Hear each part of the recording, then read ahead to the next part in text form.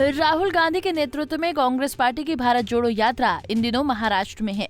राहुल गांधी ने यहां कई कार्यक्रम और जनसभाओं में हिस्सा लिया। कुछ दिन पहले राहुल गांधी के साथ भारत जोड़ो यात्रा में महाराष्ट्र में शिवसेना उद्धव ठाकरे गुट के नेता आदित्य ठाकरे भी दिखाई दिए थे।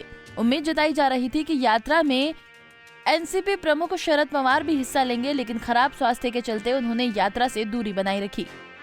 राहुल गांधी की भारत जोड़ो यात्रा को पूरे देश में अपार जन समर्थन मिल रहा है। यात्रा के जरिए राहुल गांधी की पुरानी छवि को बदलने की कोशिश कर रही है। तमिलनाडु के कन्याकुमारी से 7 सितंबर को शुरू हुई ये यात्रा देश के कई राज्यों में होते हुए महाराष्ट्र पहुंची। आज सुबह राहुल गांधी ने महाराष्ट्र के अकोला में यात्रा की शुरुआत की। यात्रा में शामिल लोगों के साथ राहुल ने आगे बढ़ते हुए लोगों का अभिनंदन स्वीकार किया और कई लोगों से बातचीत भी की। आपको बता दें कि भारत जोड़ो यात्रा का आज 31वां दिन है। महाराष्ट्र में यात्रा का 11वां दिन है। 7 नवंबर को भारत जोड़ो यात्रा की महाराष्ट्र के नांदेड़ जिले से शुरुआत हुई थी, जो अब अकोला और बुलढाणा जिले से गुजरने के बाद 20 नवंबर मध्य प्रदेश में प्रवेश करेगी। राहुल गांधी ने अकोला में आज एक प्रेस कॉन्फ्रेंस को संबोधित किया। इस दौरान उन्होंने एक बार फिर भारत जोड़ो यात्रा का मकसद बताते हुए केंद्र की मोदी सरकार पर हमला बोला और भारत जोड़ो यात्रा को गैर राजनीतिक बताया।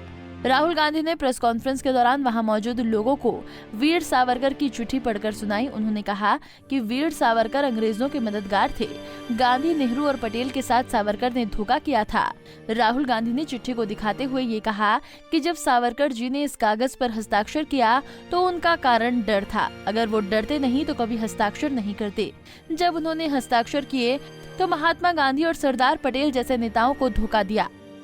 ये मेरे लिए सबसे जरूरी डॉक्यूमेंट है। ये देखा आपने? दिख रहा है आपको? और इसमें आप देख लीजिए, ये सावरकर जी की चिट्ठी है जिसमें उन्होंने अंग्रेजों को लिखा है।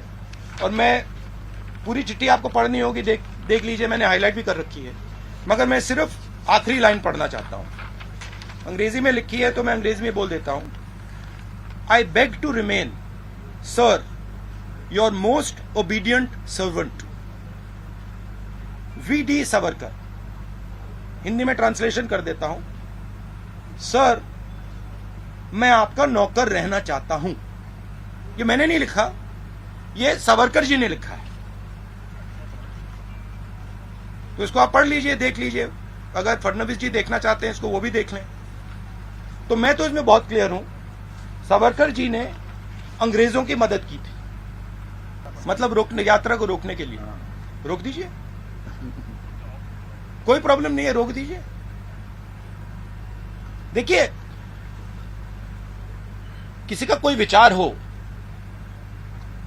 उसको रखना चाहिए।